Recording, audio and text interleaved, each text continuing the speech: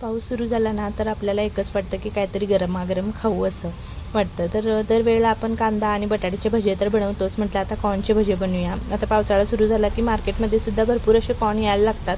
तर मी इथं म्हटलं आज कॉर्नचे भजे बनवूया. पाऊससुद्धा भरपूर पडत आहे बाहेर. तर मी इथं एक कॉर्न घेतलेला आहे आणि तो व्यवस्थित कट करून घेत आहे. कॉर्न कट करताना थोडी काळजी घ्यायची जेणेकरून आपल्या हाताला लागणार नाही यासाठी. तर मी ते व्यवस्थित कॉर्न कट करून घेतलं. तर ते कॉर्न सर्व आपलं एका बाउलमध्ये ट्रान्सफर करून घेऊया. बघू शकता तुम्ही.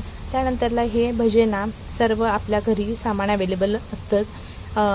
भरपूर इझी रेसिपी आहे आणि सहजासहजी कोणीही बनवू शकतं. तर यामध्ये आपण बेसिक मसाले घालूया. मी तर हळद, चवीनुसार मीठ टाकलेलं आहे आणि कांदा लसूण मसाला टाकला. थोडंसं जिरंसुद्धा ॲड केलं, थोडी मिरचीसुद्धा ॲड केलेली आहे आणि भरपूर कोथिंबीरसुद्धा ॲड केलेली आहे. त्यानंतरला आपल्याला घालायचं आहे 1 चमचा बेसन आणि अर्धा चमचा तांदळाचं पीठ. तांदळाचं पीठ यासाठी की छान असे क्रिस्पी होतील यासाठी. हे सर्व व्यवस्थित मिक्स करून घ्यायचं आहे आणि थोडंसं पाणी टाकून सर्व मिक्स करून घ्यायचं आहे. बघू शकता छान असं व्यवस्थित मिक्स करून घेतलेलं आहे मी. आणि इथं गॅसवरती कढई ठेवली. कढईत तेल गरम झालेलं आहे आणि त्यानंतरला आता आपण एक भजी टाकून घेऊया. तर हे भजी इतकी क्रिस्पी आणि छान होतात ना, तुम्हीसुद्धा करून बघा. छान होतात हे भजी. आणि आपल्याला दोन्ही साईडून गोल्डन ब्राऊन असे मस्त तळून घ्यायचे आहेत.